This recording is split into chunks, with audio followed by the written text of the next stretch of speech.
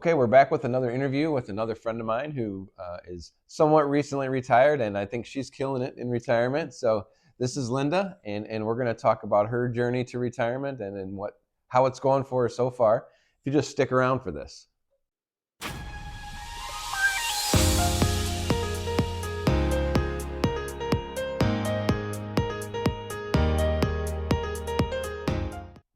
Like I said, this is my friend Linda.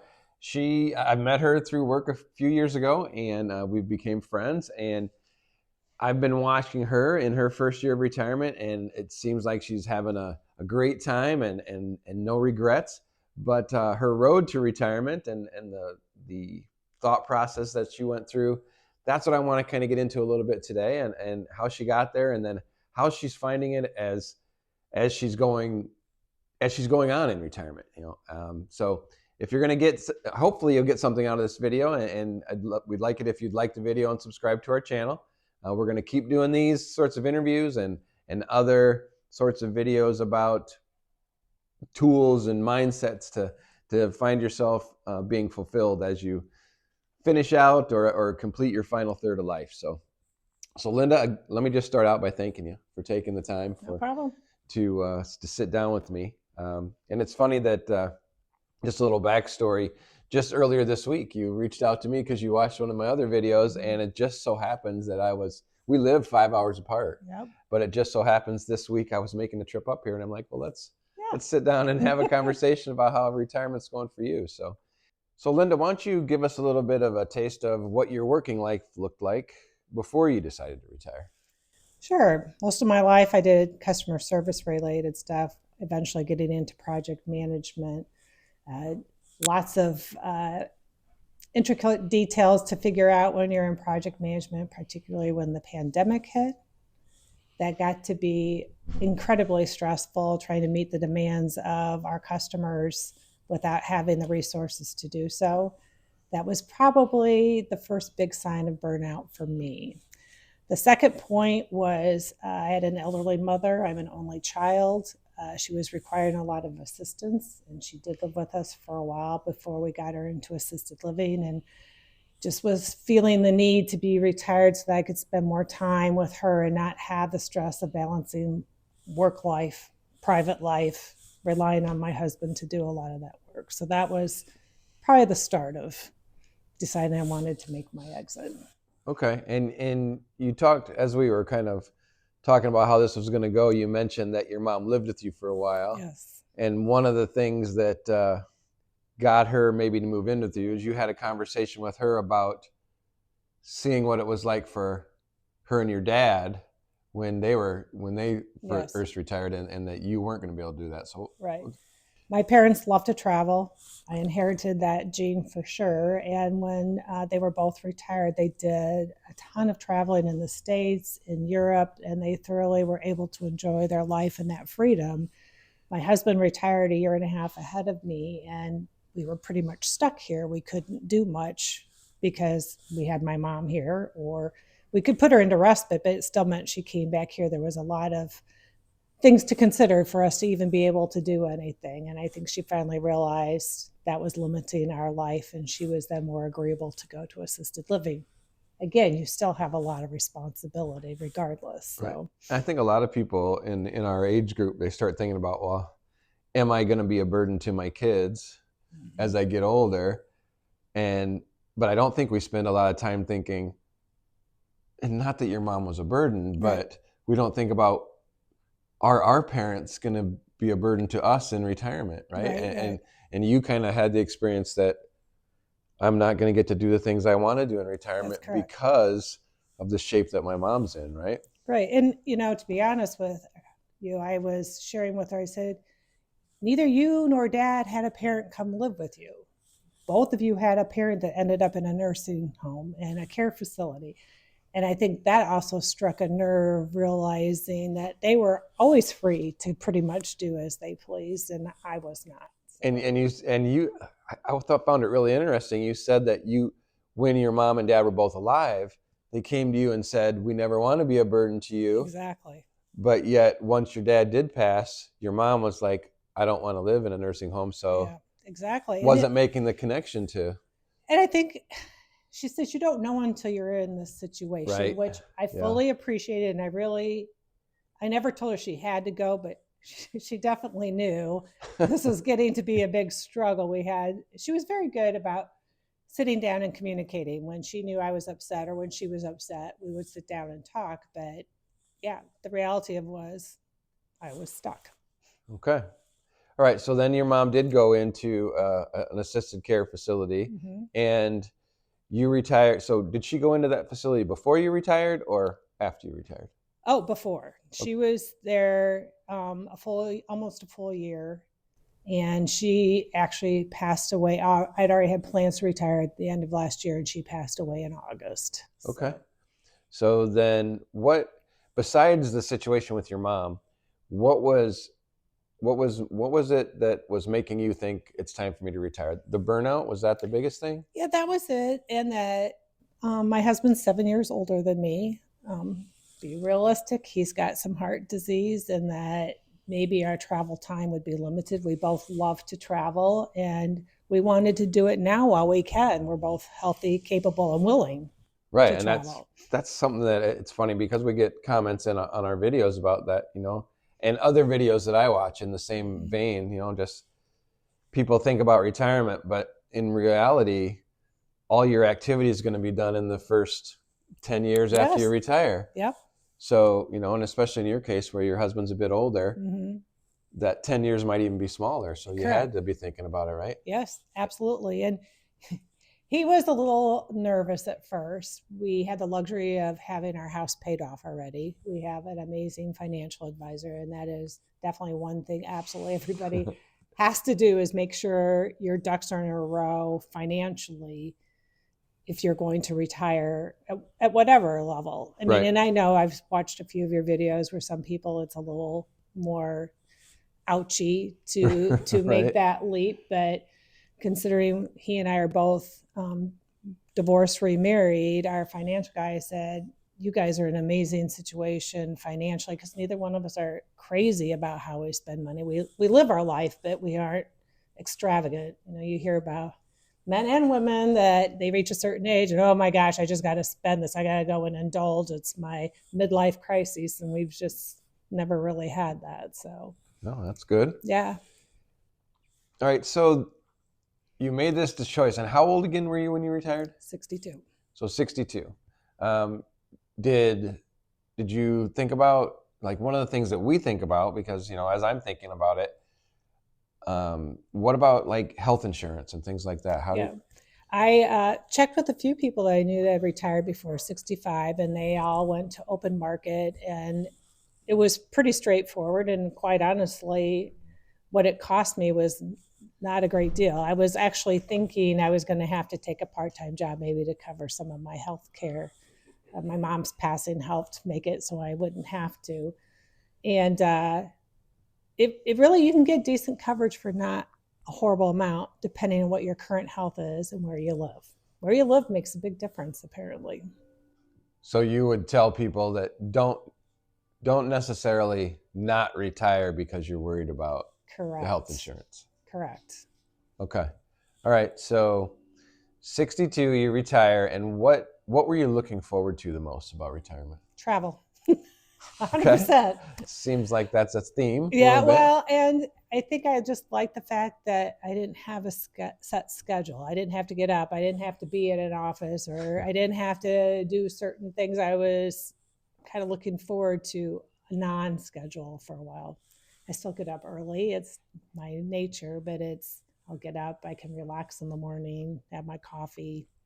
Okay. So you're planning the travel. Was there any, like you said, your husband was retired before you. Were you on the same page about what we're going to do once we're both retired? Not really. This one is where we are probably one of the people that are less planning about it. Okay.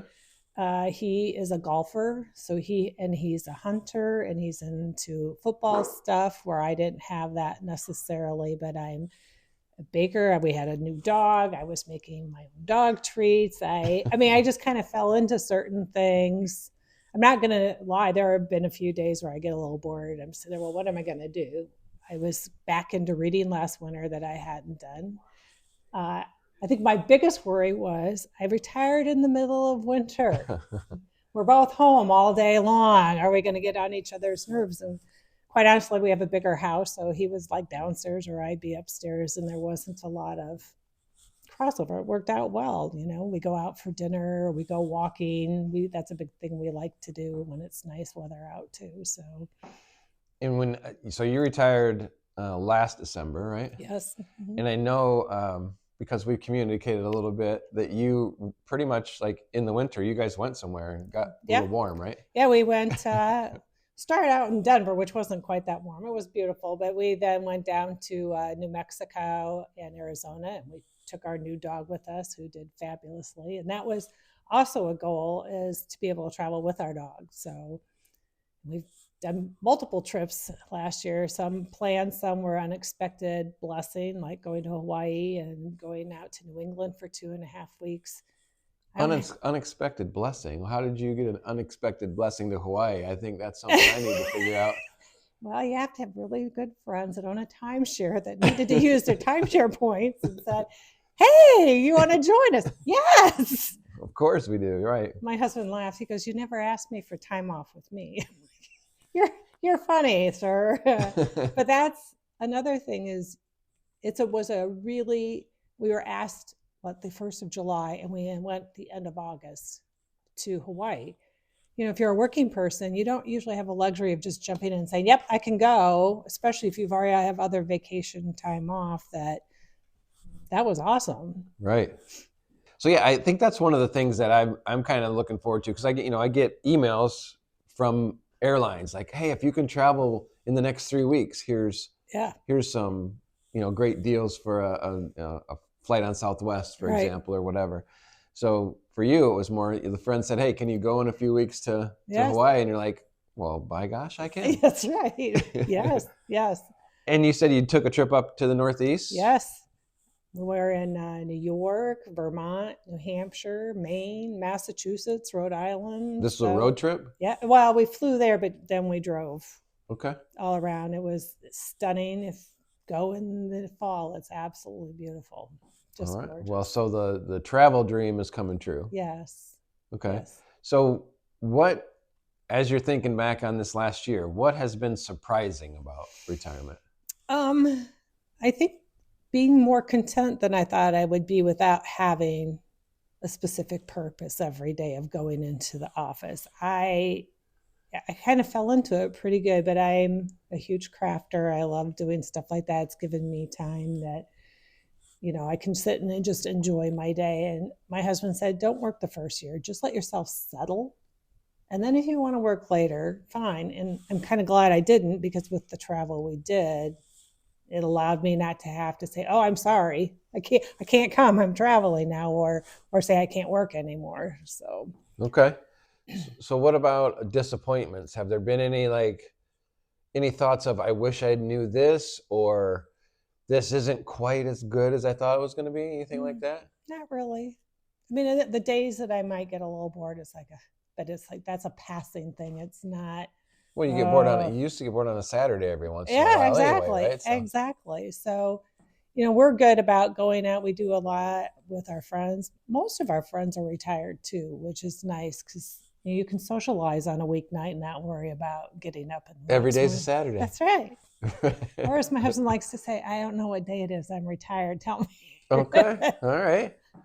Yeah. So again, you mentioned about making sure you've got your kind of financial ducks in a row, and you have your house paid off. And I've heard that. I mean, like you said, you've watched some of my videos. A lot of the people that I've talked to have said they've done that.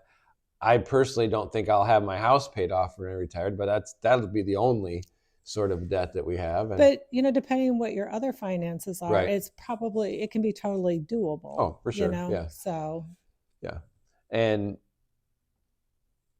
you and your husband on the same page about what you wanted to do.